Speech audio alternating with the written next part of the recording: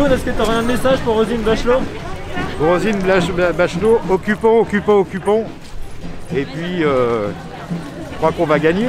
Si elle n'est pas trop fan des occupations, elle a dit que ça pouvait dégrader les théâtres et que ça servait à rien. Ah bah oui, c'est sûr, mais je crois que le gouvernement a bien dégradé la vie des artistes et la vie des précaires sur le territoire national français.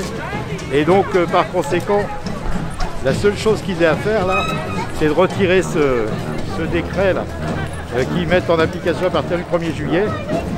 Et après, on pourra discuter, quoi. Ça, c'est le décret chômage. Ouais, tout à fait. Quelles conséquences concrètes à partir de juillet si le décret est pas retiré? C'est des baisses d'indemnisation concernant près de 800 000 personnes sur le territoire. Donc ça concerne plus particulièrement les précaires, les intermittents saisonniers, les intermittents de l'événementiel, les petits contrats, quoi. Voilà. Les autres revendications, là, c'est la réouverture des lieux de culture, c'est la prolongation de l'année blanche pour les intermittents. Alors nous, la première revendication, c'est qu'on veut travailler. C'est-à-dire que là, pour l'instant, on a interdiction de travailler. Et donc, effectivement, l'année blanche est venue pallier à ça, mais c'est pas ça qu'on veut. Nous. On veut pouvoir travailler. Donc, réouverture de tous les lieux de culture, que ce soit les salles de théâtre, etc., mais aussi les lieux d'échanges sociaux comme les centres culturels dans les quartiers, dans les campagnes, quoi.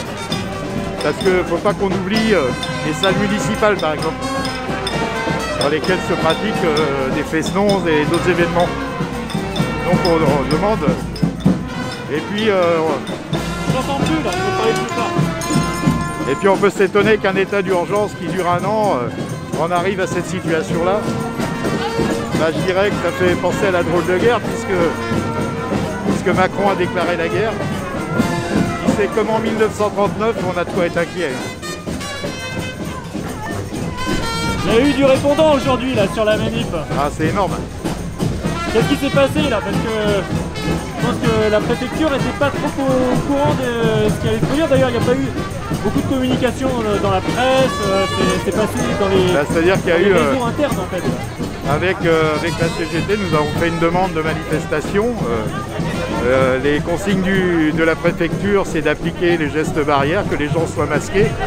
On en a l'immense preuve aujourd'hui que les gens sont tous masqués et qu'on respecte les gestes barrières. On est capable de faire la fête et en même temps de respecter la santé de chacun.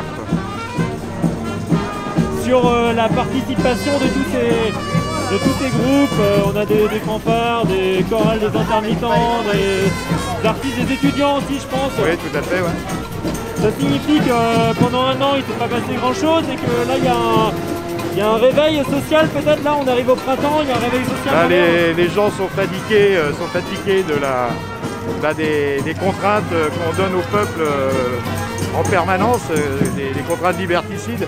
Quand on sait qu'on a le droit d'aller soit à la messe, d'aller travailler en prenant le métro, en risquant de se contaminer, mais qu'on n'a pas le droit, d'aller à un spectacle, d'écouter de la musique et d'échanger avec d'autres personnes, là on peut se poser de sérieuses questions, quoi.